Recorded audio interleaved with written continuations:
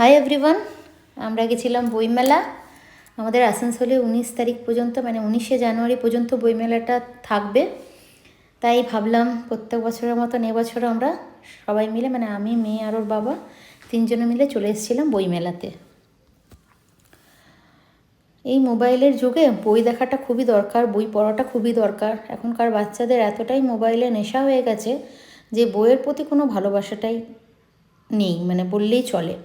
তাই ভাবলাম মেয়েকে কিছু বই কিনে দিই, যে বাড়িতে বসে মাঝে মধ্যে ফাঁকা সময়ে পড়বে। তো যেহেতু আমার মেয়ে ইংলিশ মিডিয়ামে পড়ে, বাংলাটা পড়তে একটু ওর অসুবিধা হয়, তাই ওকে আমি ইংলিশে রামায়ণ মহাভারত কিনে দিয়েছি, যে বাড়িতে ছোটদের যে রামায়ণ মহাভারত সেটা বাড়িতে বসে তুই সময় পেলে এটা পড়বি।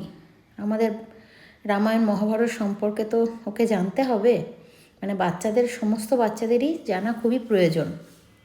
এই যে ওর বাবার মেয়ে হেঁটে হেঁটে যাচ্ছে, আমিও বিভিন্ন স্টলে ঢুকেছিলাম। এখানে বাচ্চাদের অনেকগুলো স্টল করা হয়েছিল বইয়ের, বেশ ভালোই লাগছিল। দেখতেই পাচ্ছেন কত বড় স্টলটা করেছে।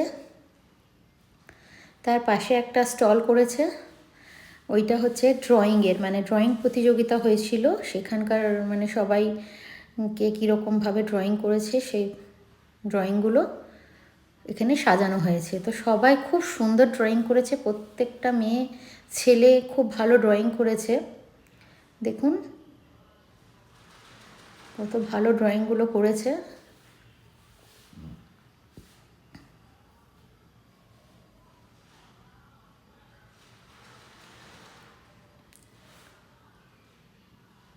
খুবই নিখুঁতভাবে ড্রয়িংটা করেছে, সব ড্রয়িংগুলোই খুব ভালো লেগেছে।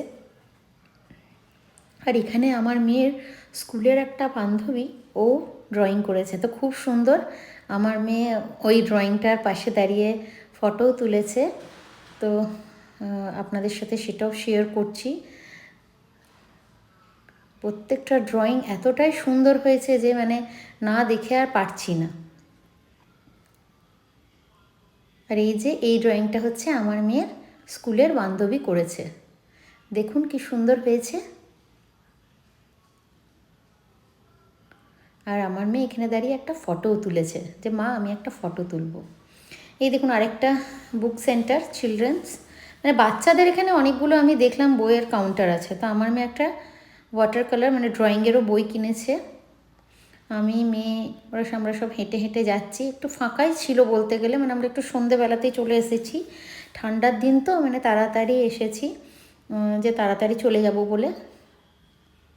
এই দেখুন চারিদিকে প্রোগ্রাম হবে, প্রোগ্রামটা মনে হয় একটু পরে আরম্ভ হবে, কিন্তু আমরা ততক্ষণ পর্যন্ত ছিলাম না, আমরা বেরিয়ে গেছি একটু ফটো তুলে, একটু হালকা খেয়ে আমরা বেরিয়ে গেছি। এইটি হয় বিশাল মাঠটি, পুরো মাঠটি জুড়ে এই বইমেলাটি হয়।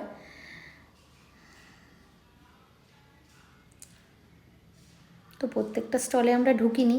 এ দেখুন এখানে হচ্ছে খাবারের কাউন্টার, এখানে আমরা কিছু খাইনি, আমরা বাইরে গিয়ে খেয়েছি। ভিডিওটা কেমন লাগলো অবশ্যই জানাবেন। Please like, comment, share and subscribe করবেন। আমার ব্লগগুলো অবশ্যই দেখবেন, আপনারা জানাবেন কেমন লাগছে। আজকের মতন আসি, বাই।